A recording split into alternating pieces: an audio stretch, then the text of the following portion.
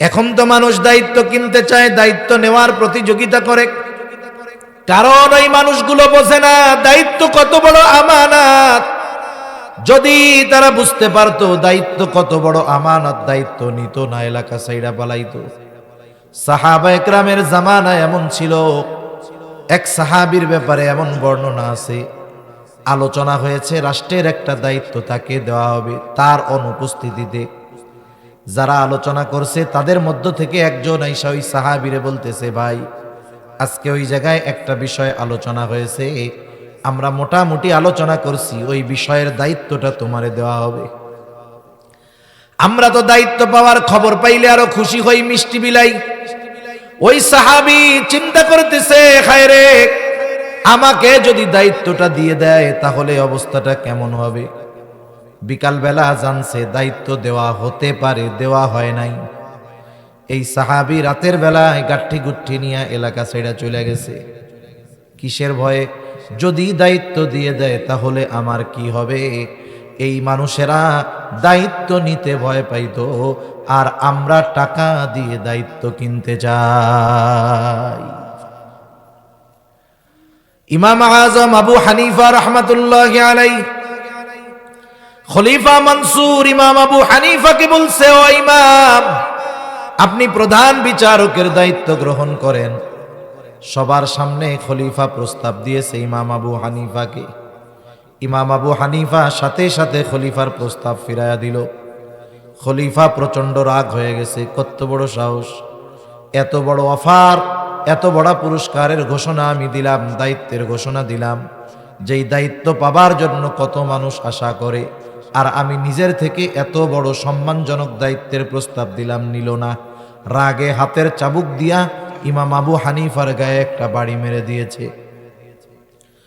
খলিফা মনসুর যখন রাজপ্রাসাদে ফিরে গেছে, খলিফা মনসুরের চাচা বলে, ও মনসুর, কাজটা তুমি ভালো করো নাই। ইমাম আবু হানিফার গায়ে চাবুক দিয়ে বাড়ি মারছো, কাজটা ভালো করো নাই, ক্ষমা চাও। খলিফা নিজে গিয়ে ক্ষমা চাবে, তার একটু লজ্জা লজ্জা লাগে। খলিফা তার বিশ্বস্ত একজনকে পাঠায় দিল, যাও ইমাম আবু হানিফার কাছে গিয়ে আমার পক্ষ থেকে তুমি ক্ষমা চাইবা, মাপ চাইবা। সাথে সাথে এক থলে স্বর্ণ মুদ্রা দিয়ে দিল, বলল, শোনো, তুমি আমার পক্ষ থেকে মাপ চাইবা এবং এই হাদিয়াটা তুমি ইমাম আবু হানিফার কাছে দিবা। সাথে সাথে এটাও বলবা, আপনি যদি এই হাদিয়াটা গ্রহণ করেন তাহলে খলিফা নিশ্চিত হবে যে আপনি তাকে মাফ করে দিয়েছেন। লোকটা ইমাম আবু হানিফার কাছে এসে বলে, ইমাম আবু হানিফা, খলিফা মনসুর আপনার সাথে যে আচরণ করেছে তার জন্য তিনি লজ্জিত, ক্ষমা চেয়েছেন, ক্ষমা কইরা দেন। ইমাম আবু হানিফা তো নববী সিফতের অধিকারী। আমাদের নবীজি ছিলেন ক্ষমার সাগর। নবীজি প্রতিশোধ পরায়ণ ছিলেন না, ক্ষমা পরায়ণ ছিলেন। ইমাম আবু হানিফাও বললেন, ঠিক আছে। এইবার ওই লোক ওই এক থলে স্বর্ণ মুদ্রা ইমাম আবু হানিফার কাছে দিয়ে বলে, ধরেন, খলিফা এটা আপনার জন্য হাদিয়া দিয়েছে, আপনি যদি খলিফার এই হাদিয়া কবুল করেন তাহলে খলিফা নিশ্চিত হবে যে আপনি তাকে মাফ করে দিয়েছেন। যদি গ্রহণ না করেন তাইলে উনি ভাববে মাফ করেন নাই। ইমাম আবু হানিফা বলতেছে, না, আমি মাফ করে দিছি। লোকটা বারবার জোরাজুরি করতেছে, বলে, আপনি রাখেন, কোনো অসুবিধা নাই। ইমাম আবু হানিফা জিজ্ঞাসা করতেছে, তোমার খলিফা যে আমাকে হাদিয়া দিল, এত স্বর্ণ মুদ্রা পাইল কোথায়? মনে রাখবেন, একটা দেশ পরিচালনার দায়িত্ব পাইলেই সে ধনী কিন্তু হয়ে যায় না। وقال رسول الله صلى الله عليه وسلم لا إيمان لمن لا أمانة له أو كما قال النبي صلى الله عليه وسلم صدق الله العلي العظيم وصدق رسوله النبي الكريم ونحن على ذلك من الشاهدين والشاكرين والحمد لله رب العالمين سبحانك لا علم لنا إلا ما علمتنا إنك أنت العليم الحكيم اللهم صل على محمد وعلى آل محمد كما صليت على إبراهيم وعلى آل إبراهيم إنك حميد مجيد اللهم بارك على محمد وعلى آل محمد كما باركت على إبراهيم وعلى آل إبراهيم إنك حميد مجيد الحمد لله ঐতিহ্যবাহী সিলেট জেলার সুনামগঞ্জ জেলার অন্তর্গত জগন্নাথপুর লামা টুকের বাজার গড়গড়ি ইসলামী হিলফুল ফুজুল সমাজ কল্যাণ সংস্থার উদ্যোগে আয়োজিত ২১তম তফসিরুল কোরআন মাহফিলের সমাপনী অধিবেশনের সম্মানিত শ্রদ্ধেয় সভাপতি, আমন্ত্রিত উলামায়ে কেরাম, সামনে উপস্থিত মুরব্বিয়ানে কেরাম, সমবয়সী যুবক বন্ধু, স্নেহের ছোট ভাই এবং পর্দার অন্তরালে অবস্থানরতা সম্মানিতা শ্রদ্ধা মা ও বোন, দয়াময় আল্লাহ রাব্বুল আলামিনের দরবারে অগণিত শুকর যে মহান মালিক আমাদের হায়াতে বরকত দিয়ে সুস্থ রেখে শীতকে উপেক্ষা করে কোরআন হাদিসের মহাব্বতে কিছু কথা বলবার এবং শ্রবণ করবার সুযোগ যে মহান মালিক আমাদের দান করেছেন, সে মহান মালিককে খুশি করার জন্য মহব্বতের সাথে জবান খুলে অন্তর থেকে আমরা একবার কালিমাতুশ শুকর পাঠ করি, আলহামদুলিল্লাহ। অগণিত দুরুদ ও সালাম সৈয়দুল আম্বিয়া, আশরাফুল আম্বিয়া, খাতামুল আম্বিয়া, ইমামুল মুরসালিন, রহমাতুল লিল আলামিন মুহাম্মাদুর রাসূলুল্লাহ সাল্লাল্লাহু আলাইহি ওয়াসাল্লামের উপর। আসলে কুয়াশা পড়তেছে, ঠান্ডাও বেশ, আমার গায়েও পড়তেছে ফোটে ফোটে পানি, আর মোটামুটি ওই জায়গায় তো পড়ে জায়গা ভিজে গেছে। স্বাভাবিক, এর মধ্যে দীর্ঘ সময় বসে থাকা কঠিন। এই নিচে খড় দেওয়া ছিল, কিছু জিনিস আছে দেখতে সুন্দর না কিন্তু এটার কাম বালা, কিছু জিনিস আছে দেখতে ভালো কিন্তু এটা চোখের সৌন্দর্য, আসল কাম হয় না। আমাদের গ্রাম অঞ্চলের মাহফিলগুলোর মধ্যে আমাদের অঞ্চলে শুধু খড় বিছায়া দেয়, এটারে আপনারা কি বলেন?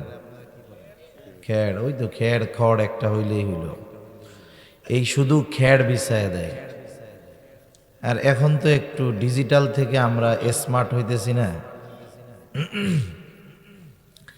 এজন্য শুধু খেড় দিলে তো ভালো দেখা যায় না, ভালো লাগে না। উপরে একটু ত্রিপল দিলে সুন্দর দেখা যায়, কিন্তু বসার আরাম কিন্তু হয় না, তাই না? খেড় থাকলে যদি পানি এক ফোঁটা পড়ে, যেই জায়গায় পড়বে ওই জায়গা দিয়ে নিচে চলে যাবে, কিন্তু এই ত্রিপলের উপরে এক ফোঁটা পানি পড়লে আশেপাশে সব ভিজা যায়, ওই পানি বেঁধে যায়, দেখা যায় যে ওই জায়গায় পানি জমা হয়ে যায়। আর ওইটা তো খেড় হইলে তো ওটা আর পানি জমবে না, নিচের দিকে চলে যাবে। আর ত্রিপল স্বাভাবিক, এটা সহজে গরম হবে না, কিন্তু খেড়ের উপরে একবার আরাম করে বসলে আর নড়তেও মন চায় না তখন। এইটা একটা পদ্ধতি হইতে পারে যে শুধু খেড় দেওয়া, উদ্দেশ্য যেহেতু যারা শুনতে আসবে তারা যেন একটু আরামে শুনতে পারে, বসতে পারে, সেই ব্যবস্থা সেহেতু কর্তৃপক্ষের কাছে অনুরোধ থাকবে আগামীতে একটু খেড় মোটা করে দিয়ে দেবেন, তাইলে যেটা মূল মাকসাদ সেটা অর্জন হবে। আর একটা কাজ অনেক জায়গায় করে, এই যে ডেকোরেশন যারা করছে, কত সুন্দর ডেকোরেশন করছে, ওদের কাছ থেকে এটা ভাড়া আনা হয়েছে।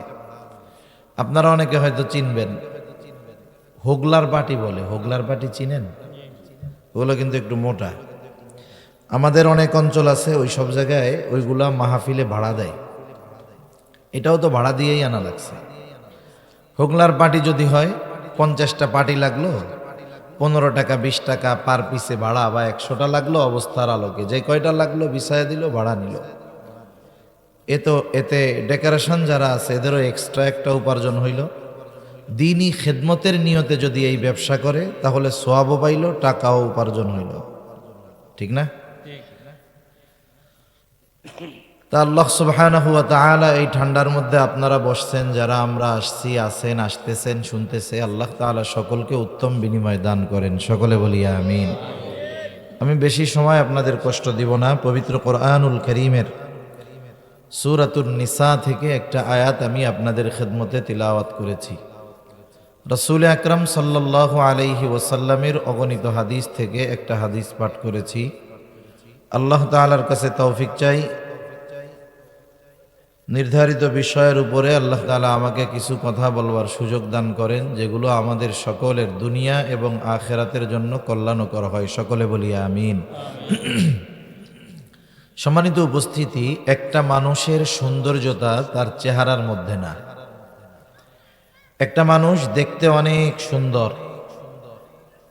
কিন্তু তার ক্যারেক্টার, চরিত্র ভালো না, কিছু খারাপ গুণাবলী তার মধ্যে আছে। বলেন তো, ওই লোকটা দেখতে যত সুন্দর হোক, আপনি কি আসলেও তাকে সুন্দর বলবেন? কিন্তু একটা মানুষ দেখতে কালো, কিন্তু তার মধ্যে নীতি, নৈতিকতা এবং ভালো অনেক গুণের সমন্বয় আছে। সে ওই গুণগুলো নিজের মধ্যে ধারণ করে। ওই লোক যতই কালো হোক, বলেন তো তাকে আপনি ভালো বলবেন কি বলবেন না? আমাদের বাংলাদেশে একটা প্রবাদ আছে, জাতের মেয়ে কালো ভালো, নদীর পানি ঘোলাও ভালো। আসলে আমরা তো মানুষ, আমাদের স্ট্রাকচার, আমাদের দেহ বা আমাদের দৃশ্যমান যেই জিনিসটা, এটাকে আমরা মানুষ বলি।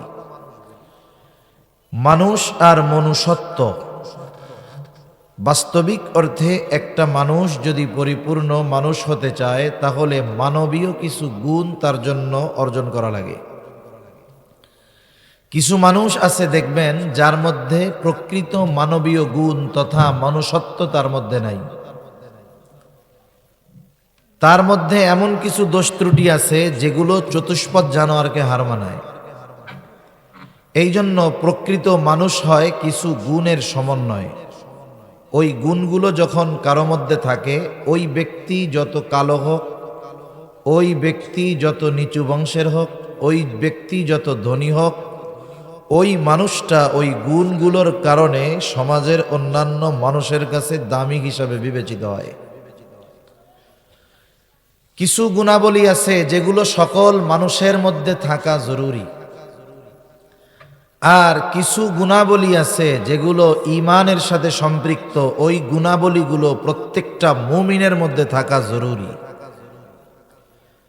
আমি যে বিষয়টা নিয়ে আপনাদের খেদমতে আলোচনা করব, এটা এমন একটা গুণ যেটা প্রত্যেকটা মুমিনের জন্য থাকা কম্পালসারি, আবশ্যক। কোন মুমিনের মধ্যে যদি ওই গুণটা না থাকে, সে নিজেকে যতই দামি মানুষ মনে বলুক, নিজেকে যতই সে ভালো মনে করুক, কিন্তু বাস্তবে সে ভালো না, বাস্তবে সে দামি নয়। এই গুণটা এমন একটা গুণ, যেই গুণের সম্পর্ক শুধু মানুষের ক্যারেক্টারের সাথে, বিষয়টা এমন না। এই গুণটার সমন্বয়, এই গুণটার সংযোগ হলো মুমিনের ঈমানের সাথে। মানুষ যদি কিছু গুণ অর্জন না করে, কিছু গুণ আছে যেগুলো যদি তার মধ্যে না থাকে, এতে তার ঈমানের ক্ষতি হবে না। কিন্তু কিছু গুণ আছে, এগুলো যদি তার মধ্যে না থাকে, তাকে মুমিন বলা যাবে না। এই গুণটা এত গুরুত্বপূর্ণ এক গুণ। আমি আপনাদের খেদমতে যেই আয়াতটা তিলাওয়াত করেছি, উক্ত আয়াতের মধ্যে আল্লাহ সুবহানাহু ওয়া তাআলা আমাদেরকে দুইটা বিষয়ের ওয়াজ করছেন। কয় বিষয়ের ওয়াজ করছেন? কে? আল্লাহ তাআলা নিজে ওই দুই বিষয়ের ওয়াজ করার পরে নিজেই আবার বলতেছেন, কতই না সুন্দর ওয়াজ, কতই না সুন্দর ওয়াজ আল্লাহ তাআলা তোমাদের করলেন। তাহলে এই দুই ওয়াজ স্বয়ং আল্লাহ তাআলা করার পরে এই ওয়াজের প্রশংসা স্বয়ং নিজে কে করতেছে? আল্লাহ। আল্লাহ তাআলা এই আয়াতের মধ্যে দুইটা গুণের কথা বলছেন। একটা হলো আমানতদারিতা, আর একটা হলো ন্যায়পরায়ণতা, ন্যায় বিচার। এই দুইটা গুণ এমন দুইটা গুণ, ইমাম শাফেঈ রহমাতুল্লাহি আলাইহি বলেন, যদি কোনো মুমিন এই দুইটা গুণ পরিপূর্ণ অর্জন করতে পারে, কোনো মানুষ যদি এই দুই গুণ পরিপূর্ণ অর্জন করতে পারে, সে সৌভাগ্যবান মানুষ। যেই সমাজের মধ্যে এই দুই গুণের সমন্বয় মানুষের মধ্যে আছে, দুই গুণের মানুষ বেশি আছে, সেই সমাজের মানুষ সৌভাগ্যবান মানুষ। যেই রাষ্ট্রের মানুষের মধ্যে এই দুই গুণ আছে, ওই রাষ্ট্রের মানুষ বড় সৌভাগ্যবান মানুষ।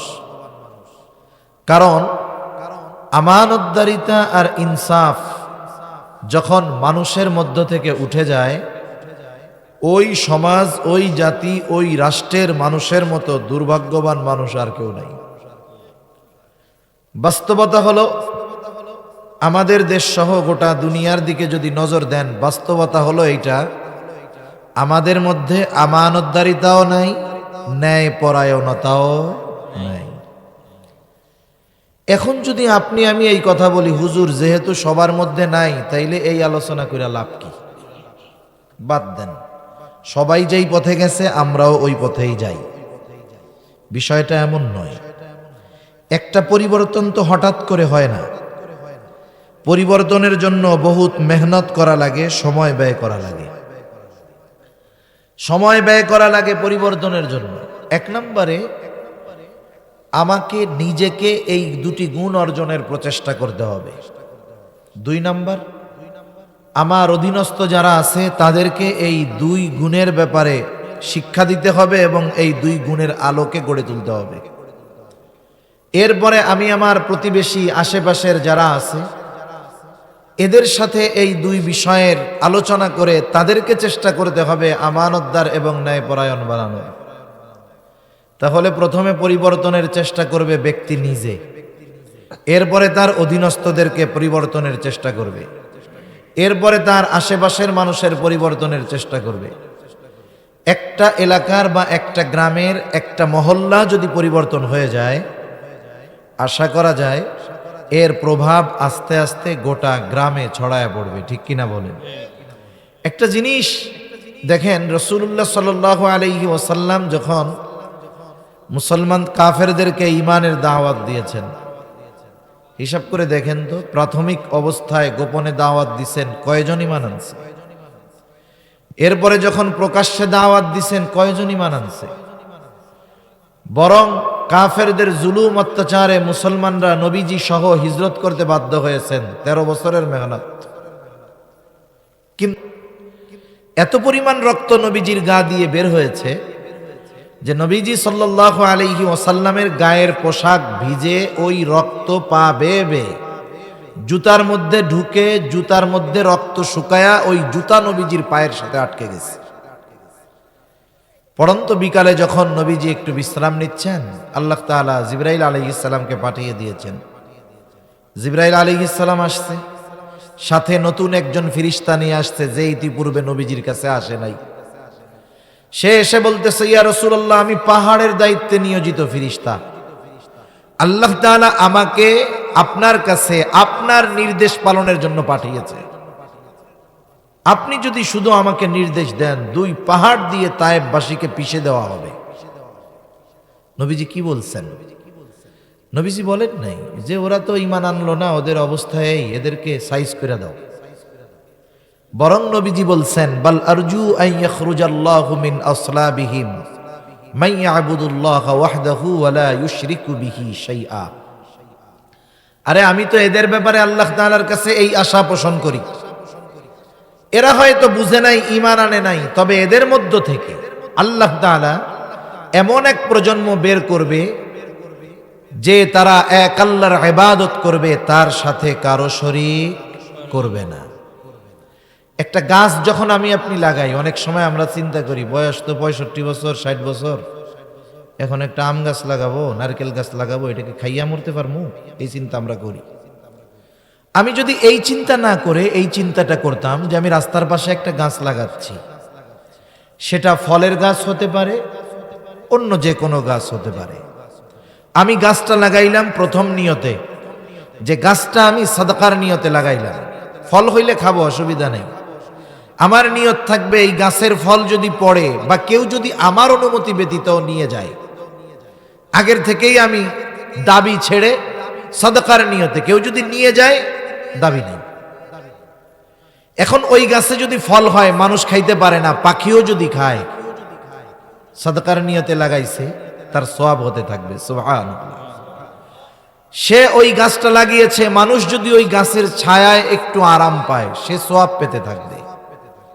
হয়তো গাছটা লাগানোর কয়েকদিন পরে সে মারা গেছে, যখন চারা ছিল সে হয়তো মারা গেছে, সে গাছের ছায়াও ভোগ করতে পারে নাই, ফলও খাইতে পারে নাই। কিন্তু ওই নিয়তে লাগানোর পরে কবরে যাওয়ার পরে সে বলেন তো এই গাছের ফল যদি কেউ খায়, সাদকার নিয়তে দিছে, পাখি খাইলেও সওয়াব পাবে, কেউ যদি ওই গাছ থেকে একটু ছায়া গ্রহণ করে সে সওয়াব পাবে কি পাবে না? এজন্য আমাদের মিশনটা হবে এইরকম, আমরা যে কোনো একটা ভালো কাজ শুরু করার পরে হতাশ হব না।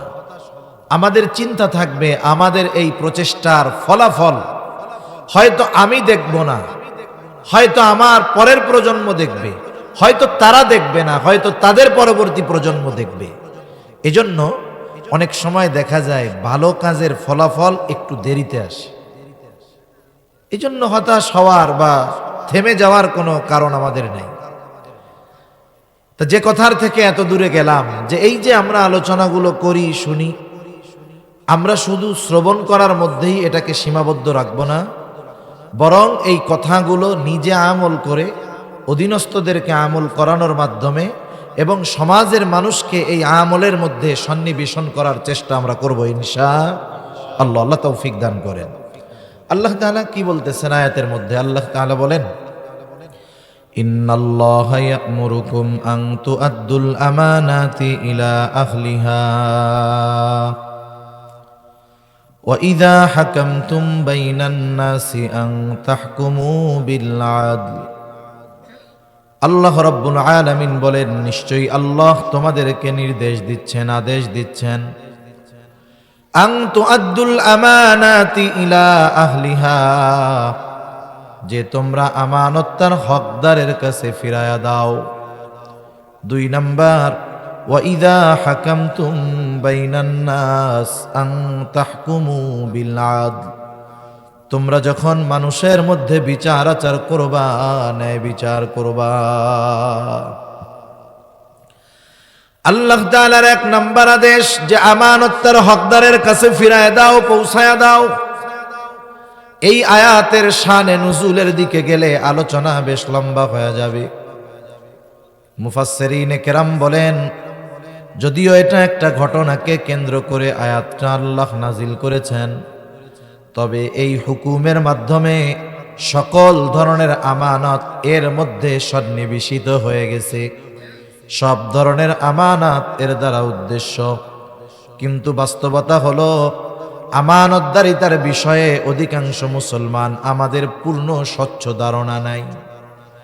আমরা অনেক সময় আমানতদারিতাকে শুধু লেনদেনের মধ্যে সীমাবদ্ধ করে ফেলি, যার কারণে অনেক ভালো মানুষ আছে, দিনদার মানুষ আছে, আমানতদারিতার ব্যাপারে ব্যাপক ধারণা না থাকার কারণে ওই নামাজি ভালো মানুষগুলো কোন সময় যে আমানতের খেয়ানত করে বসে সে সেটা নিজেও জানে না।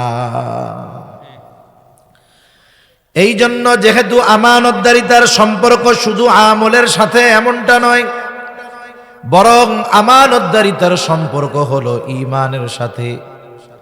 নবীজি সাল্লাল্লাহু আলাইহি ওয়াসাল্লাম বলেন, লা ঈমানা লিমান লা আমানাতা লাহ। নবীজি বলেন, যার মধ্যে আমানতদারিতা নাই তার ঈমান নাই।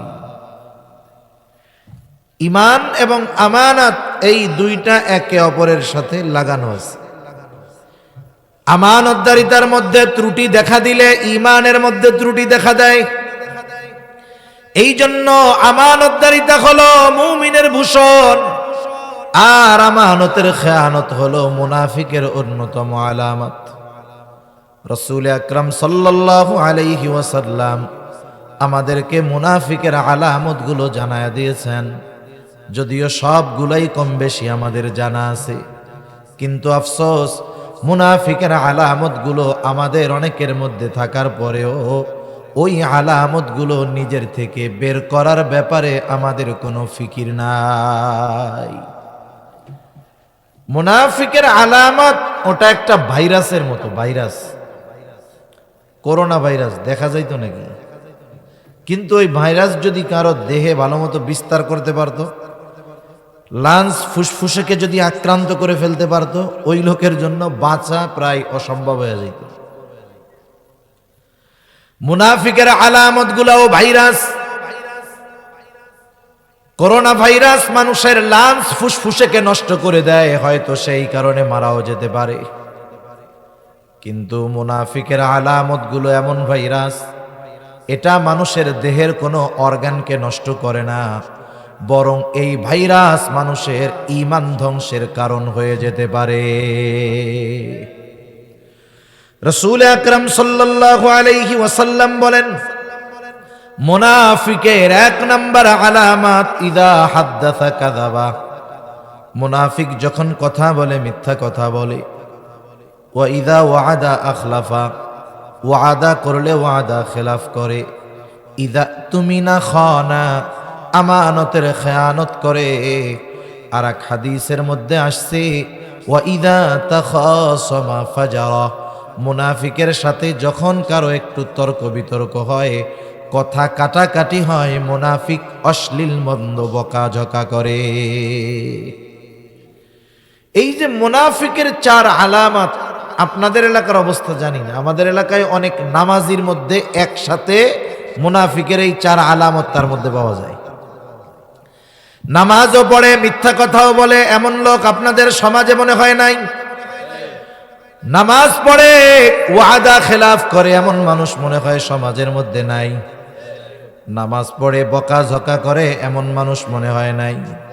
তাহলে চিন্তা করে দেখেন, মুনাফিকের আলামত সাথে নিয়ে নামাজ পড়তেছে, বরং অনেক মানুষ তো মুনাফিকের এই আলামতগুলোকে জীবন পরিচালনার অপরিহার্য বিষয় হিসাবে ধরে নিয়েছে। যেমন আপনাদের পাশে একটা মোটামুটি বড় বাজার আছে, তাই না?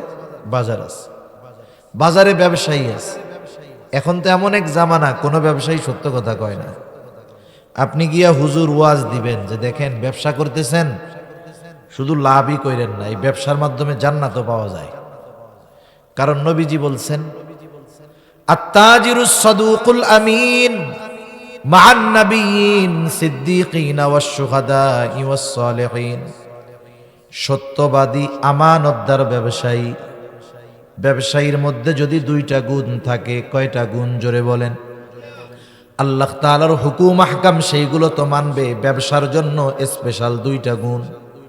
নবীজি বলেন, সত্যবাদী আমানতদার ব্যবসায়ী, শহীদ, সিদ্দিক, সোহাদা, সালেহিন তথা নেককার বান্দাদের সাথে সে অবস্থান করবে। এখন আপনি এই ওয়াজ দিচ্ছেন যাইয়া যে আপনি সত্যবাদিতা ও আমানতদারিতার সাথে ব্যবসা করবেন। এখন সে বলবে, হুজুর মিথ্যা ছাড়া ব্যবসা চলে না। সে যদি মনে করে যে এই মিথ্যা তার জন্য বৈধ, অনেকে মনে করে ব্যবসার ক্ষেত্রে মিথ্যা কথায় অসুবিধা নেই, এইয়া যদি সে মনে করে, তাহলে মিথ্যা বলা কি, আমার একটু জোরে বলেন তো, জোরে বলেন, কবিরা গুনাহ।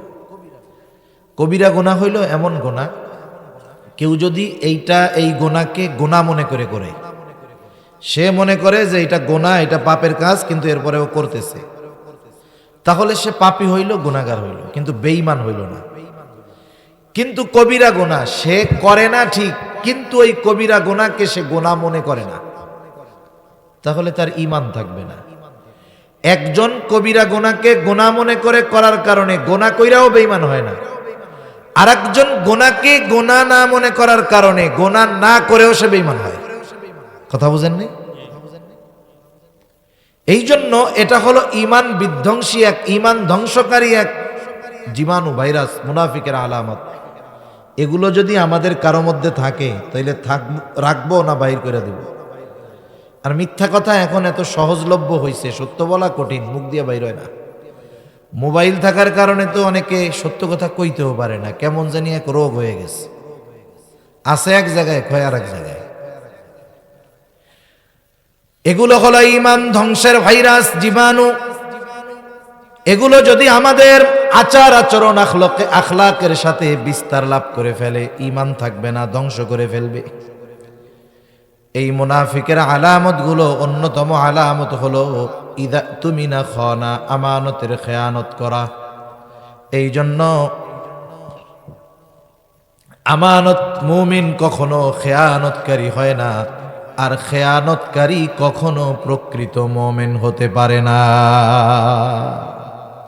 একজনের খেয়ানতের অভ্যাস, সে যদি নিজেকে মুমিন দাবি করে, এ দাবি মেনে নেওয়ার কোনো সুযোগ নাই। যেহেতু এটা আমাদের জীবনের সাথে অবশ্যকীয় একটি বিষয়, এই জন্য এই আমানতদারিতার ব্যাপারে আমাদের স্বচ্ছ ধারণার দরকার। একটু খেয়াল দিয়ে আমার কথাগুলো আপনারা একটু শুনবেন ইনশাআল্লাহ। আমানত তাহলে কিসের কিসের মধ্যে হয়, কোন জায়গায় হয়? এক নাম্বার, আমানতদারিতা হয় লেনদেনের মধ্যে, লেনদেনের ক্ষেত্রে হয় আমানত। লেনদেনের ক্ষেত্রে আমানতের বিষয়টা আমাদের কম বেশি সকলের জানা আছে।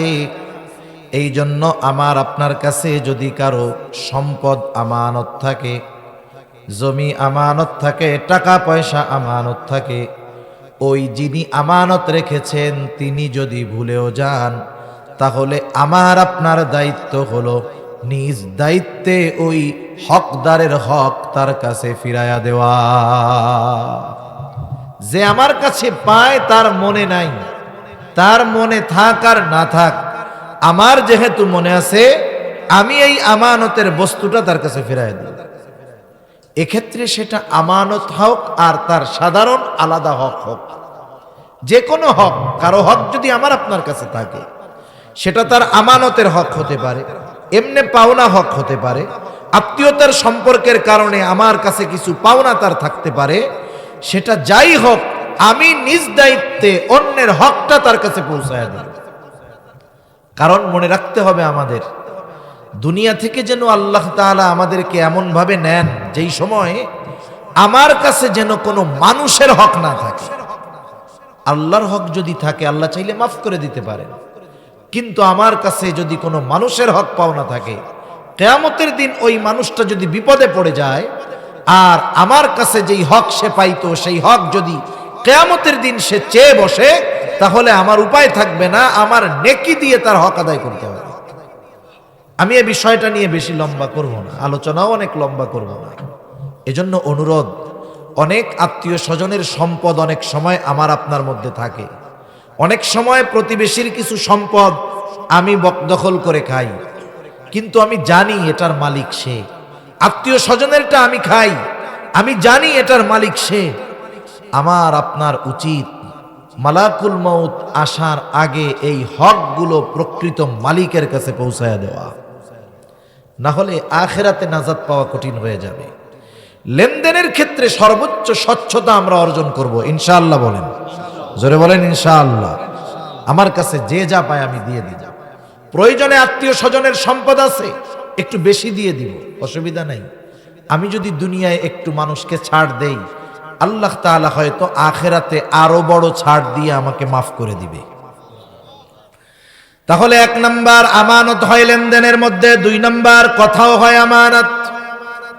রাসূল আকরাম সাল্লাল্লাহু আলাইহি ওয়াসাল্লাম বলেন, ইযা হাদ্দাসার রাজুলু সুম্মা ইলতাফাতা ফাহিয়া আমানাতুন। নবীজি বলেন, যখন কেউ কোনো কথা বলে আর এদিকে সেদিকে তাকায়, ফাহিয়া আমানাতুন, ওই কথাটাও আমানত হয়ে যায়। অথচ আমাদের খাসলাত, আমাদের অভ্যাস হলো এর ব্যতিক্রম।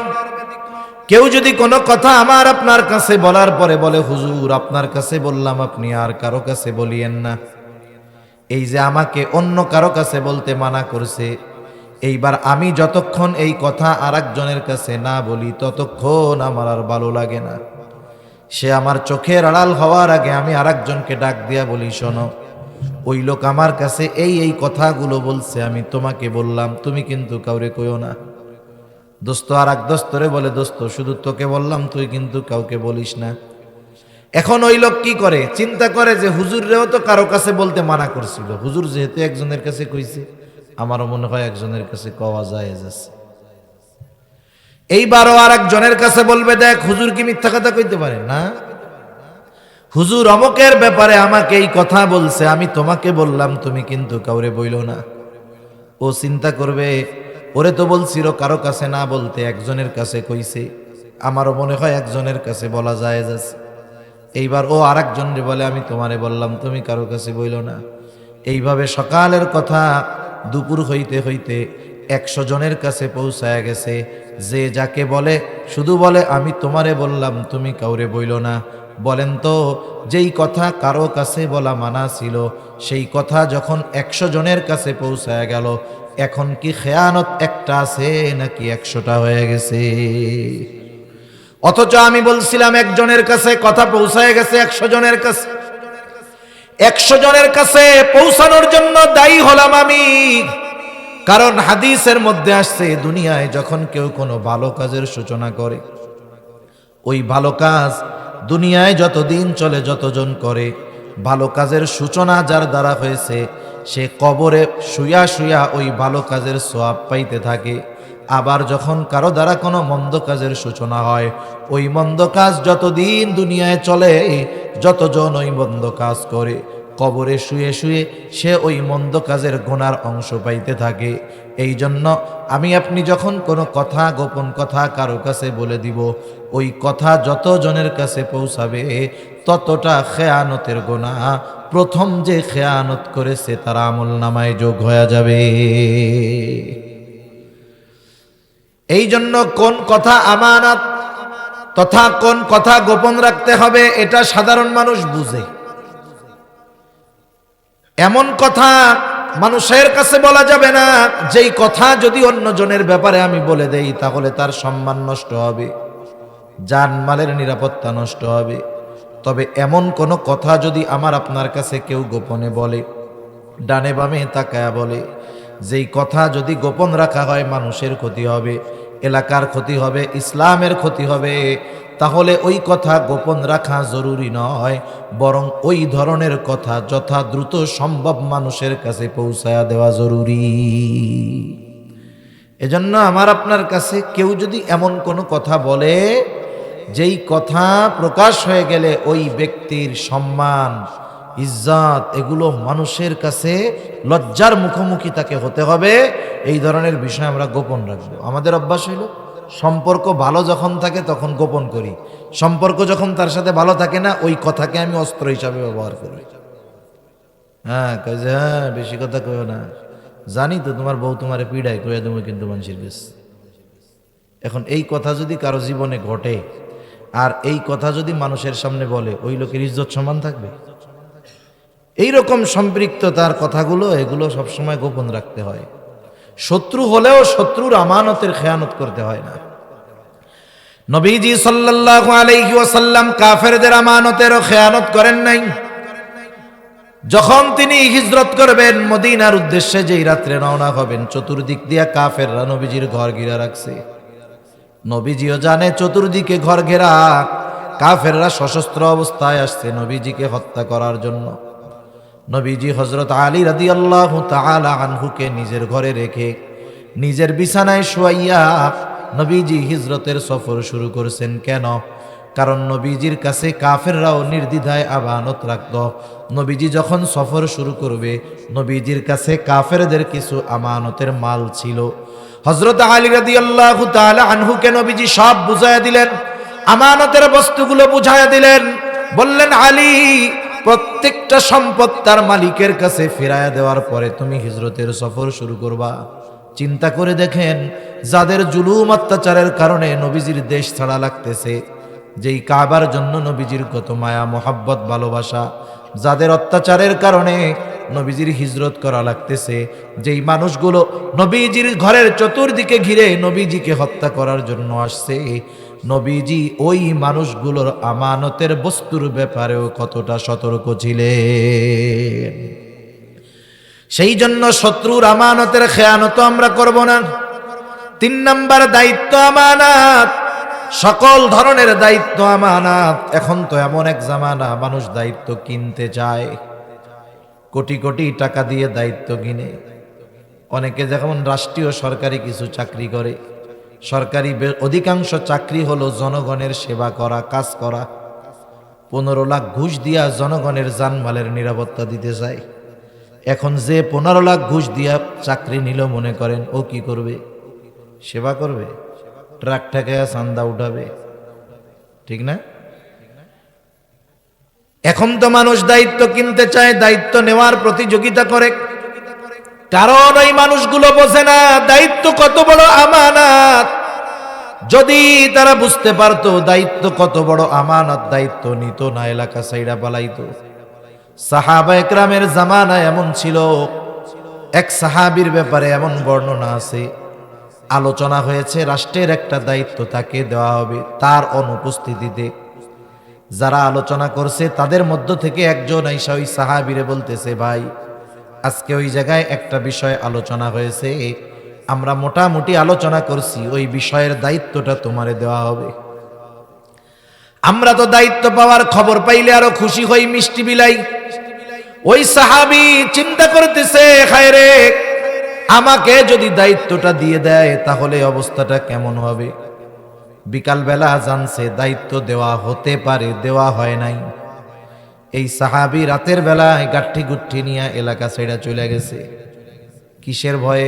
যদি দায়িত্ব দিয়ে দেয় তাহলে আমার কি হবে। এই মানুষেরা দায়িত্ব নিতে ভয় পাইতো, আর আমরা টাকা দিয়ে দায়িত্ব কিনতে যাই।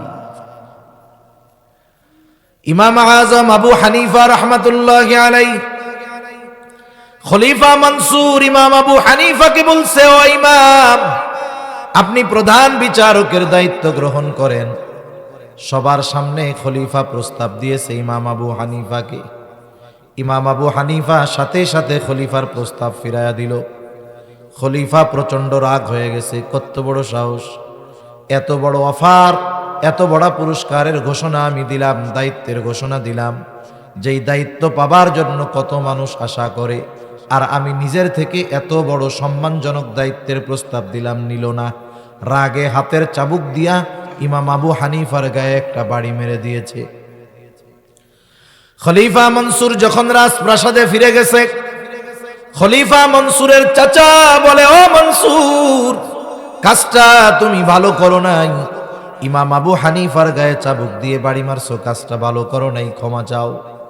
খলিফা নিজে গিয়ে ক্ষমা চাবে, তার একটু লজ্জা লজ্জা লাগে। খলিফা তার বিশ্বস্ত একজনকে পাঠায় দিল, যাও ইমাম আবু হানিফার কাছে গিয়ে আমার পক্ষ থেকে তুমি ক্ষমা চাইবা, মাপ চাইবা। সাথে সাথে 1 থলে স্বর্ণ মুদ্রা দিয়ে দিল, বলল, শোনো, তুমি আমার পক্ষ থেকে মাপ চাইবা এবং এই হাদিয়াটা তুমি ইমাম আবু হানিফার কাছে দিবা। সাথে সাথে এটাও বলবা, আপনি যদি এই হাদিয়াটা গ্রহণ করেন তাহলে খলিফা নিশ্চিত হবে যে আপনি তাকে মাফ করে দিয়েছেন। লোকটা ইমাম আবু হানিফার কাছে এসে বলে, ইমাম আবু হানিফা, খলিফা মনসুর আপনার সাথে যে আচরণ করেছে তার জন্য তিনি লজ্জিত, ক্ষমা চেয়েছেন, ক্ষমা কইরা দেন। ইমাম আবু হানিফা তো নববী সিফতের অধিকারী। আমাদের নবীজি ছিলেন ক্ষমার সাগর। নবীজি প্রতিশোধ পরায়ণ ছিলেন না, ক্ষমা পরায়ণ ছিলেন। ইমাম আবু হানিফাও বললেন, ঠিক আছে। এইবার ওই লোক ওই 1 থলে স্বর্ণ মুদ্রা ইমাম আবু হানিফার কাছে দিয়ে বলে, ধরেন, খলিফা এটা আপনার জন্য হাদিয়া দিয়েছে, আপনি যদি খলিফার এই হাদিয়া কবুল করেন তাহলে খলিফা নিশ্চিত হবে যে আপনি তাকে মাফ করে দিয়েছেন। যদি গ্রহণ না করেন তাইলে উনি ভাববে মাফ করেন নাই। ইমাম আবু হানিফা বলতেছে, না, আমি মাফ করে দিছি। লোকটা বারবার জোরাজুরি করতেছে, বলে, আপনি রাখেন, কোনো অসুবিধা নাই। ইমাম আবু হানিফা জিজ্ঞাসা করতেছে, তোমার খলিফা যে আমাকে হাদিয়া দিল, এত স্বর্ণ মুদ্রা পাইল কোথায়? মনে রাখবেন, একটা দেশ পরিচালনার দায়িত্ব পাইলেই সে ধনী কিন্তু হয়ে যায় না। আপনারা তো সিলেটের মানুষ, যুক্তরাজ্য তথা ইংল্যান্ডে আপনাদের আত্মীয় স্বজন বেশি। সিলেটের মধ্যে মনে হয় বিশ্বনাথের লোকজনই একটু বেশি, বা এই এলাকার বেশি, তাই না? এইদিকের লোকজন ইংল্যান্ডে বেশি। এই করোনাকালীন সময় বর্তমান প্রধানমন্ত্রীর আগে যিনি প্রধানমন্ত্রী ছিলেন ওনার নাম কি ক্যামেরন যেন ছিল, কি ক্যামেরন একজন ছিল না, একজন জেমস ক্যামেরন নাকি। এই লোক খবরের পাতায় দেখলাম উনি বলতেছে যে আমি প্রধানমন্ত্রিত্ব ছেড়ে দিব। কেন? কয় যা বেতন পাই এ দিয়ে আমার সংসার চলে না। আপনারা কি এই খবর পাইছিলেন? উনি দিছে, উনি বলছে কি যে আমি প্রধানমন্ত্রিত্ব ছেড়ে দিব। কেন? বলে আমি যা অনারিয়াম পাই, সম্মানই পাই, বা আমাকে যে বেতন দেওয়া হয় এটা দিয়ে আমার সংসার চলে না, আমি আমার বিজনেসে মনোনিবেশ করতে চাই। দেখেন, ইংল্যান্ডের মতো একটা রাষ্ট্রের প্রধানমন্ত্রী বলতেছে আমি যা বেতন পাই তা দিয়ে আমার সংসার চলে না। আর আমাদের এই দেশ, অধিকাংশ গরিব মানুষ, কোনো মতে যদি এই দেশে একজন মেম্বার হইতে পারে আর 5 বছর যদি থাকতে পারে, মেম্বার হওয়ার আগে বাড়ি ছিল গাছতলায়, 5 বছর মেম্বার হইয়া 5 তলা বাড়ি হয়ে যায়। মনে রাখতে হবে, মেম্বারের জন্য রাষ্ট্রের পক্ষ থেকে নির্ধারিত একটা ভাতা আছে না নাই বলেন তো? চেয়ারম্যানের জন্য একটা নির্ধারিত ভাতা আছে, এমপির জন্য আছে, মন্ত্রীর জন্য আছে, প্রধানমন্ত্রীর জন্য আছে, রাষ্ট্রপতির জন্য রাষ্ট্রের পক্ষ থেকে একটা নির্ধারিত ভাতা আছে। এই ভাতার বাইরে যদি কেউ একটা টাকা বেশি নেয়, কিয়ামতের দিন আল্লাহর সামনে খেয়ানতের বোঝা নিয়ে দাঁড়াতে হবে। ইমাম আবু হানিফা এবার বললেন, কোথায় পেয়েছে তোমার খলিফা এত মুদ্রা? বলে কোথায় পাবে উনি দিয়েছে রাষ্ট্রীয় কোষাগার থেকে, আপনারে হাদিয়া দিছে। ইমাম আবু হানিফা বলতেছেন না, এটা গ্রহণ করার সুযোগ নাই। এইবার সে আরো জোরে চাপাচাপি করে, বলে আপনি রাখেন, আপনি নিজের জন্য ব্যয় করার দরকার নাই, মানুষকে সদকা করে দিয়েন। ইমাম আবু হানিফা বলতেছে, শোনো, তোমার কাছ থেকে এটা রাখবার পর এটা আমি নিজের জন্য খরচ করি নাকি অন্যকে দিয়ে দেই সেটা কোনো বিষয় হবে না, বরং তোমার খলিফা জানবে ইমাম আবু হানিফা আমার দেওয়া হাদিয়া গ্রহণ করেছে। এখন কইতে পারেন হুজুর, বলতে পারেন হুজুর, এতে ইমাম আবু হানিফার অসুবিধা কি ছিল? খলিফার যদি নিয়ে থাকে দায়ী উনি ওনারে দিচ্ছেন থেকে। আমাদের বাংলাদেশে চোরাই মার্কেট আছে, চোরাই মার্কেট। সিলেটে আছে নাকি এরকম? মানে চোরাই মালটাল বিক্রি হয় কিছু জায়গা আছে, সবাই জানে ওই জায়গায় সব মাল বিক্রি হয়। কি মাল বলেন তো? চোরাই মাল। ঢাকায়ও কিছু মার্কেট আছে, ওটার নামই হয়ে গেছে চোরাই মার্কেট। তার মানে ওইখানে যেই প্রোডাক্টগুলো আসে সব চুরির মাল। কথা বুঝতে পারছেন? একজন একজনের কাছ থেকে মাল কিনছে, অসুবিধা নেই, কিন্তু সে যদি নিশ্চিত হয় যে এই মালটা চোরাই মাল, তাহলে এর কেনা জায়েজ নেই। কথা বুঝতে পারছেন? ওই যুক্তি দেওয়ার সুযোগ নাই, আমি তো ওর কাছ থেকে টাকা দিয়েই কিনছি। আপনি যতই যুক্তি দেন টাকা দিয়ে কিনছি, কিন্তু আপনি তো জানেন যে ওই লোকটা নিশ্চিত এটা চুরি করে আনছে। যেহেতু আপনি কিনলেন এই চোরাই মালটা তার কাছ থেকে, তার মানে আপনি কিনে তাকে পরবর্তীতে চুরি করার জন্য সহযোগিতা করলেন।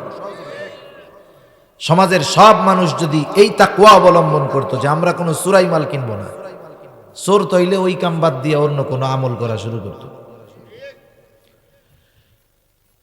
রাষ্ট্রীয় কোষাগার থেকে সম্পদ আসছে, এটা নিঃসন্দেহে ইমাম আবু হানিফা খুব ভালো মতো জানে যে এটা রাষ্ট্রীয় সম্পদের মাল। যতই যুক্তি দেওয়া হোক যে আপনি রাখেন অন্যকে দিয়ে দিয়েন, কাজ হবে না। এইবার ইমাম আবু হানিফা আর একটু কঠোরতার সাথে বললেন, শোনো, এগুলো আমি কখনোই রাখবো না, এগুলো তুমি তোমার খলিফার কাছে ফিরাইয়া দিবা। সাথে সাথে এটাও তাকে বলবা, রাষ্ট্র থেকে তাকে যেই ভাতা দেওয়া হয় এর বাইরে একটা টাকাও নিজের ব্যক্তিগত কাজে ব্যবহার করার অধিকার তাকে ইসলাম দেয় না। কারণ জামানা তো এইরকম। জামানা কিরকম বলেন তো? কেউ যদি কোনো দেশের কোনো রাষ্ট্রের রাষ্ট্র ক্ষমতা পায়, ও মনে হয় ওই দেশের শাসক বা শোষক। আসলে সে ছিল সেবক। সেবক আর শাসক শোষকের মধ্যে তফাৎ আছে না নাই? শুনেন, শাসক শব্দটা একরকম, কিন্তু এখন ক্ষমতা পাইলে সেবক নয়, বরং উল্টা সে শোষক হয়। সে মনে করে যে এই রাষ্ট্র তার, এটা তার উত্তরসূরিদের থেকে পাওয়া, এজন্য হুমকি ধামকি দিয়া মানুষকে কথা বললেই মুখ বন্ধ করে দেয়, ঠিক কিনা বলেন? জবাবদিহিতা চাওয়ার কোনো উপায় নাই। আপনি বলতে পারবেন না যে এটা কেন হলো। অবস্থা হলো কিরকম জানেন? এখন একজন একজনের মারতেছে, বলেন তো মারলে ব্যথা লাগে না? মানুষের যদি ব্যথা লাগে আর যদি ওই ব্যথার কথাও মুখ দিয়ে না বলতে পারে তাহলে ব্যথা আরো বেশি লাগে। কমপক্ষে ব্যথা পায়া যদি কান্নাকাটি করে চেঁচামেচি করে কমপক্ষে একটু অনুভব তো কম হয়। জামানা হলো এইরকম, আপনারে আমারে পিটাইবে, ঠিক আছে পিটা, এখন ব্যথা তো লাগতেছে, একটু কান্নাকাটি একটু চেঁচামেচি করতে দে। এখন কয় কান মারবো, ব্যথা পাবি, খবরদার কানতে পারবি না। অবস্থা এরকম না? সব কথা কি বুঝাইয়া কওয়া লাগে নাকি? সেই জন্য রাষ্ট্রের যিনি শাসক, এই সম্পদগুলো রক্ষণাবেক্ষণের দায়িত্ব তার, তিনি হবেন রাষ্ট্রের সেবক, শোষক হতে পারবেন না। এই জন্য তাকে মাস শেষে কিছু সম্মানী ভাতা দেওয়া হবে। এর বাইরে যদি তিনি একটা টাকাও গ্রহণ করেন তাহলে এটা খেয়ানত হবে। লোকটা গিয়া বাদশার কাছে যখন এই কথা বলছে, খলিফার কাছে বলছে, খলিফা প্রচন্ড রাগান্বিত হয়ে গেলেন। খলিফা এবার বলতেছে, যাও, আমাকে এত বড় কথা বলে, কত বড় স্পর্ধা, ওকে আটকাও, জেলখানার মধ্যে বড়। ইমাম আবু হানিফাকে জেলখানার মধ্যে আটকায় দেওয়া হলো। ইতিহাস শুনেন, প্রত্যেক দিন চাবুক দিয়ে আঘাত করা হতো আর বলা হতো, আপনি যদি প্রধান বিচারকের দায়িত্ব গ্রহণ করেন আপনাকে ছেড়ে দেওয়া হবে। ইমাম আবু হানিফা চাবুকের আঘাত সহ্য করেছেন, জুলুম সহ্য করেছেন, তবু তিনি প্রধান বিচারকের দায়িত্ব গ্রহণ করেন নাই। ঐতিহাসিকদের থেকে দুইটা মত পাওয়া যায়, বর্ণনা পাওয়া যায়। একটা হলো যখন তারা জুলুম অত্যাচার করে ইমাম আবু হানিফাকে টলাইতে পারে না, খাবারের সাথে বিষ মিশায়া ইমাম আবু হানিফাকে তারা হত্যা করে ফেলল। আর একটা বর্ণনায় পাওয়া যায় যখন তিনি প্রচন্ড রকমের অসুস্থ হয়ে গেলেন, এবার ওনাকে বাড়িতে পাঠিয়ে দেওয়া হলো, গৃহবন্দী করে ফেরা হলো। ইমাম আবু হানিফা ওই অবস্থাতেই দুনিয়া থেকে বিদায় নিলেন। ওনার ছাত্ররা ওনাকে জিজ্ঞাসা করতেছে, হযরত, আপনাকে যেই দায়িত্ব নেওয়ার জন্য এত জুলুম অত্যাচার সহ্য করা লাগলো, ওই দায়িত্ব নেওয়ার সকল যোগ্যতা আল্লাহ তাআলা আপনাকে দিয়েছেন, এরপরেও কেন আপনি জুলুম সহ্য করলেন, দায়িত্ব নিলেন না? ইমাম আবু হানিফা বলতেছে, শোনো, আমি যেই দায়িত্ব নেই নাই সেই দায়িত্বের ব্যাপারে আল্লাহ আমাকে জিজ্ঞাসা করবে না, কিন্তু যদি আমি ওই দায়িত্বটা গ্রহণ করি আর যদি ওই দায়িত্ব পালন করতে গিয়ে কারো প্রতি কোনো ন্যূনতম অবিচার হয়ে যায়, কিয়ামতের দিন আল্লাহ তাআলার সামনে আমাকে খেয়ানতের বোঝা নিয়ে উঠতে হবে। কারণ আবু দাউদের হাদিস, নবীজি সাল্লাল্লাহু আলাইহি ওয়াসাল্লাম বলেন, আমাদের কাউকে যখন কোনো দায়িত্ব দেওয়া হয়, কেউ যদি ওই দায়িত্বের সূচ পরিমাণ খেয়ানত করে, কি পরিমাণ জোরে বলেন, গুলো মেনে নেওয়া আমানাত, আদেশটাও আমানাত, নিষেধটাও আমানাত। মনে করেন নামাজ পড়তে হবে, আদেশ দিয়েছেন কে? জবান খুলে বলেন। এখন কেউ যদি আল্লাহ তাআলার এই আদেশ অমান্য করে, তাহলে এক নাম্বার আদেশ অমান্য করার কারণে হলো খেয়ানাত। দুই নাম্বার, সে যদি নামাজটা নাই পড়ে, বলেন তো গুনাহ আছে না নাই? এই নামাজ না পড়ার গুনাহও হবে, আদেশ অমান্য করার কারণে খেয়ানতকারীও হবে। এইবার হলো নিষেধ। আল্লাহ তাআলা বলেন, বান্দা হারাম খায়ও না, অন্যেরটা মেরে খায়ও না, সুদ খেও না, হারাম থেকে বাঁচো, হারাম খায়ও না, মদ খায়ও না, জুয়া খেইলো না, ঘুষ খায়ও না। এখন কেউ যদি এই হারাম খায়, বলেন তো গুনাহ হবে কি হবে না? নিষেধ অমান্য করার কারণে এক গুনাহ, আবার নিষেধ অমান্য কইরা যেই পাপটা করবে, সুদ খাইলে সুদের আলাদা গুনাহ আছে, ঘুষ খাইলে ঘুষের আলাদা গুনাহ আছে, হারাম খাইলে আলাদা গুনাহ আছে, অন্যের জমি যদি অন্যায়ভাবে দখল দেয় আলাদা গুনাহ আছে। এই জন্য আদেশ নিষেধগুলোও কিন্তু আমানাত। 5 নম্বর, আমার আপনার সন্তান সন্ততি আমানাত। আল্লাহ তাআলা জানায় দেন, এই সন্তান সন্ততি আমার আপনার কাছে আমানাত। এই জন্য এদের হক আদায় করতে হবে। কেমনে? এদের হক আদায় করতে হবে এদেরকে দ্বীন শিক্ষা দেওয়ার মাধ্যমে। এজন্য আল্লাহ তাআলা কোরআনুল কারীমের মধ্যে বলেন, ইয়া আইয়ুহাল্লাযীনা আমানু কু আনফুসাকুম ওয়া আহলিকুম নারা। আল্লাহ তাআলা বলেন, হে ঈমানদারেরা, নিজেকে জাহান্নামের আগুন থেকে বাঁচাও, অধীনস্থদেরকেও বাঁচাও। নিজেকে কেমনে বাঁচাইবা? ঈমান আনছো, আল্লাহর আদেশ নিষেধ মান্য করার মাধ্যমে নিজেরে বাঁচাও। অধীনস্থ আছে, এদের ব্যাপারে কি করবা? বলে এদেরকে জাহান্নাম থেকে বাঁচানোর পদ্ধতি শেখানোর মাধ্যমে তুমি এদের হক আদায় করে জাহান্নাম থেকে বাঁচানোর চেষ্টা করো। এই জন্য অধীনস্থ যারা আছে, সন্তান সন্ততি যারা আছে, এরা আমাদের কাছে আমানত হওয়ার কারণেই কিয়ামতের দিন আল্লাহ তাআলা আমাকে আপনাকে আমার আপনার অধীনস্থদের ব্যাপারে জিজ্ঞাসা করবে। নবীজি সাল্লাল্লাহু আলাইহি ওয়াসাল্লাম বলেন, কুল্লুকুম রাঈন ওয়া কুল্লুকুম মাসউলুন আন রাইয়াতিহি। নবীজি বলেন, তোমরা প্রত্যেকেই দায়িত্বশীল, প্রত্যেককে তার দায়িত্বের ব্যাপারে জিজ্ঞাসা করা হবে। এই জন্য সন্তান সন্ততি যারা আছে, দুনিয়া কামানো শেখানোর আগে এদেরকে জরুরতে দিন শিক্ষা দেওয়া প্রত্যেকটা অভিভাবকের উপরে জরুরি, এবং ওই দিন শিক্ষা পাওয়াটা প্রত্যেকটা সন্তানের তার অভিভাবকের কাছে হক। যদি এই হকটা আদায় না করে, খেয়ানতকারী হবে। আমার আপনার জানমাল আমার আপনার কাছে আমানত। আল্লাহ তাআলা বলেন, ইন্নাল্লাহা আশতারা মিনাল মুমিনিনা আনফুসাহুম ওয়া আমওয়ালাহুম বিআন্না লাহুমুল জান্নাহ। আল্লাহ তাআলা বলেন, মুমিনের জান এবং মালকে তিনি জান্নাতের বিনিময়ে ক্রয় করে নিয়েছেন। মূলত জান্নাতের মালিক হইলাম আমরা, আর আমাদের জানমালের মালিককে একটু জোরে বলেন। এই জন্য জানমাল আমার আপনার কাছে আমানত। আমানতের জিনিসের মাসালা হইল ব্যবহার করার অনুমতি নাই, কিন্তু আল্লাহ তাআলা বড় মেহেরবান, বড় দয়ালু। আমানতের এই জানমাল আমাদের ব্যবহার করার অনুমতি দিয়ে দিছে, তবে একটা সীমানা দিয়ে দিছে যে বান্দা এই সীমানার মধ্যে জানমাল ব্যয় করো, কোনো অসুবিধা নাই। তোমার নিজের ভালো খাইতে মন চায় ভালো খাও, ভালো পড়তে মন চাও পড়ো, কোনো অসুবিধা নাই। পরিবার পরিজনের জন্য ব্যয় করো। এক হাদিসের মধ্যে আসছে, পরিবারের জন্য যেটা ব্যয় করা হয় এটাও সদকা। তোমার প্রতিবেশী অভাবী দরিদ্র, তাকে তুমি খাওয়াও দাও, কোনো অসুবিধা নাই। দিনী কাজে ব্যয় করো, অসুবিধা নাই। মাদ্রাসায় দাও, মসজিদে দাও, মাহফিলে দাও, কোনো অসুবিধা নাই। কিন্তু খবরদার, এই টাকা দিয়ে এমন কোনো কাজে অংশগ্রহণ করবা না, এমন কোনো কাজ এই টাকা দিয়ে করবা না যেটা করলে গুনাহ হয়। এই জন্য গুনার কাজে টাকা পয়সা ব্যয় করা যাবে, মাঝে মধ্যে ওই টাকা দিয়ে বিড়ি সিগারেট কিনে খাওয়া যাবে, কিন্তু যাবে বিড়ি সিগারেট খাওয়া যাইব? বিড়ি সিগারেট খাইলে দুই খেয়ানত একসাথে হয়। বিড়ি সিগারেট খেলে উপকার হয় না? আরে উপকার নাই, ক্ষতি আছে। কিসের ক্ষতি হয়? শুধু মালের ক্ষতি না, জানেরও ক্ষতি। জান মাল দুইটাই আমানত। সিগারেট খাইলে মালেরও ক্ষতি হয়, জানেরও ক্ষতি হয়।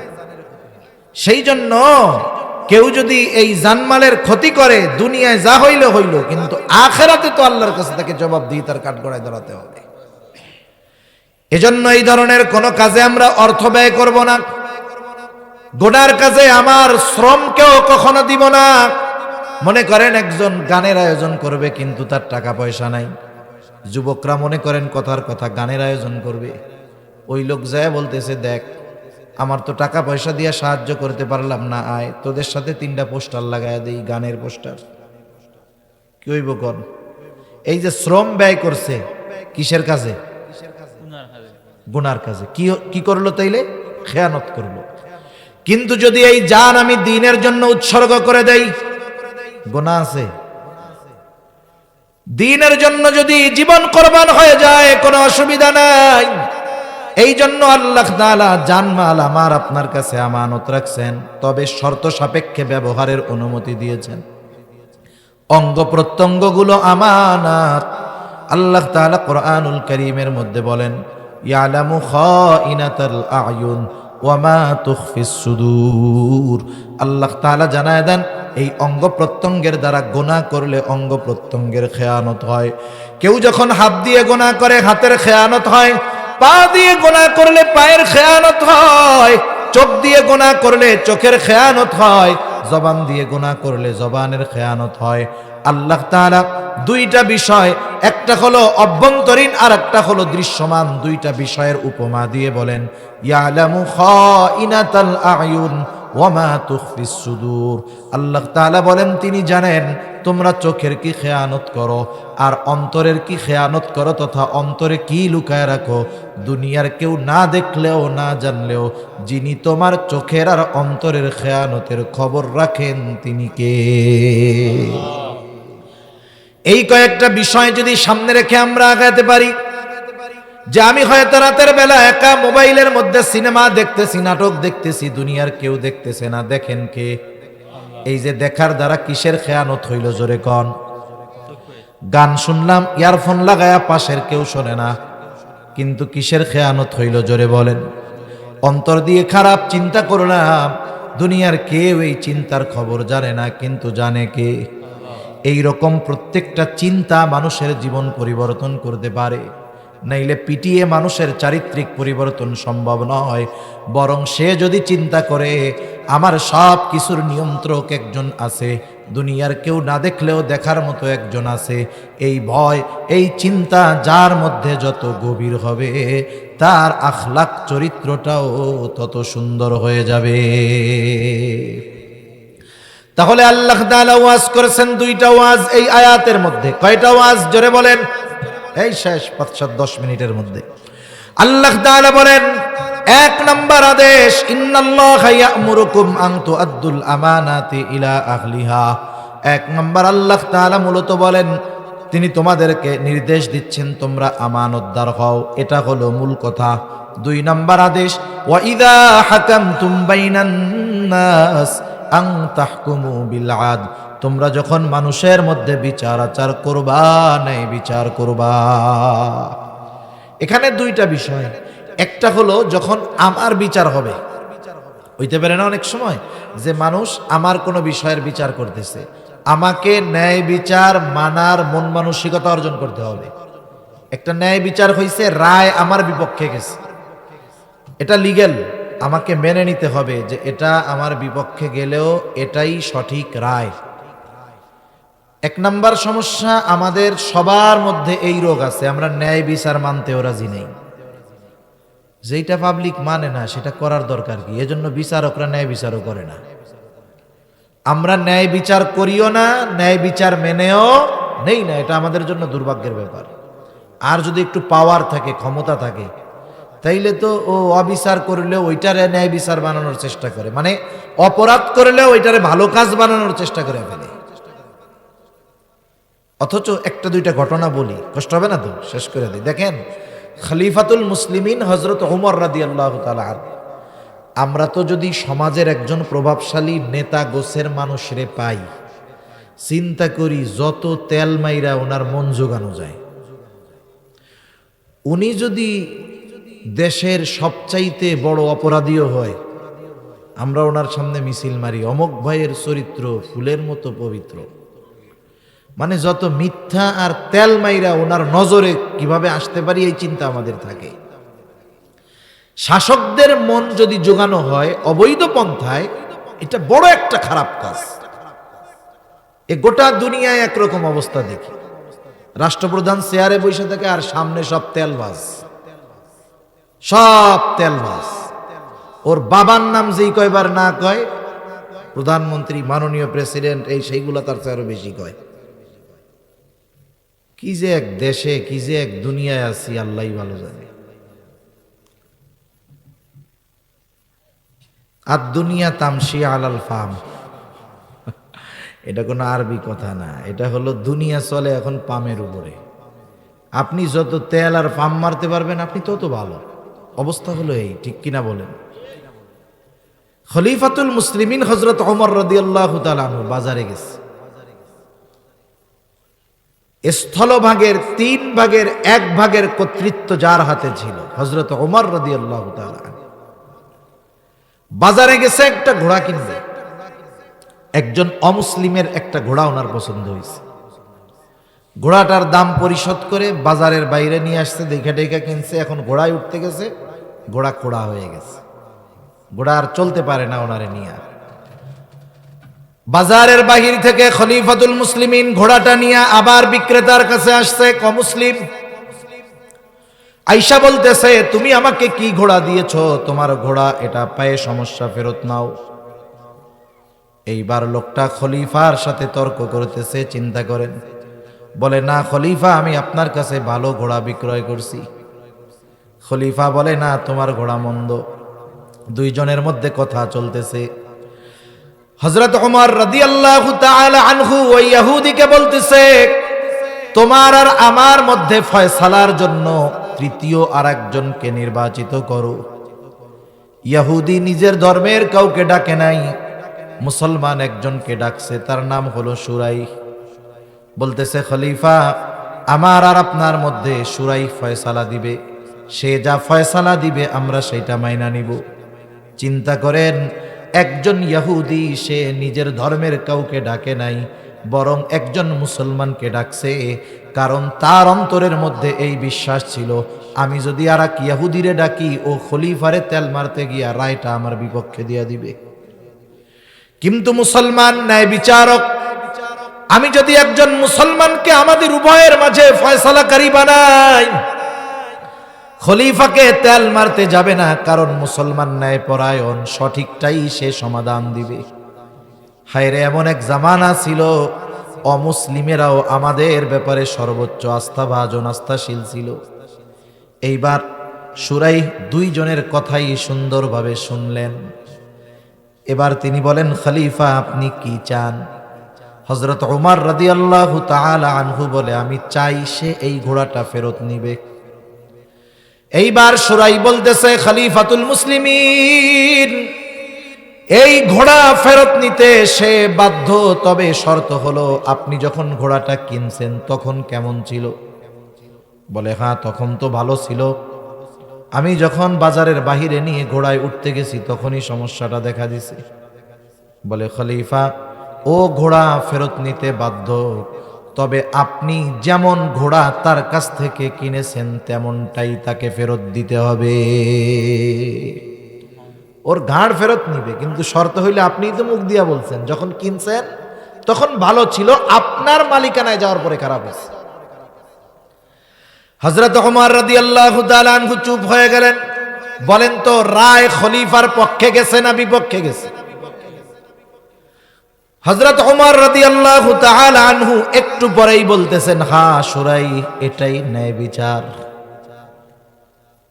এইবার সুরাই রায় দিল, খলিফার বিপক্ষে রায় গেল। খলিফা আমেরিকা পাঠায় দেয় নাই, খলিফা তিরস্কার করে নাই, বরং খলিফা তাকে পুরস্কার দিয়েছে, ন্যায় বিচারের পুরস্কার। খলিফাতুল মুসলিমিন সাথে সাথে বলতেছে, সুরাই, তুমি আজকেই চলে যাও, কুফার প্রধান বিচারকের আসনটা খালি। আমি চিঠি লেখা দিলাম, আজকে থেকে তোমাকে কুফার প্রধান বিচারক হিসাবে নিয়োগ দেওয়া হলো। দীর্ঘকাল সে ওই কুফার প্রধান বিচারকের দায়িত্ব পালন করছে। তাহলে একটা সময় মানুষের ন্যায় বিচার করার এবং মেনে নেওয়ার অবস্থা ছিল, যে আমি ন্যায় বিচার আমার বিপক্ষে গেছে, অসুবিধা নেই। কিন্তু এখনকার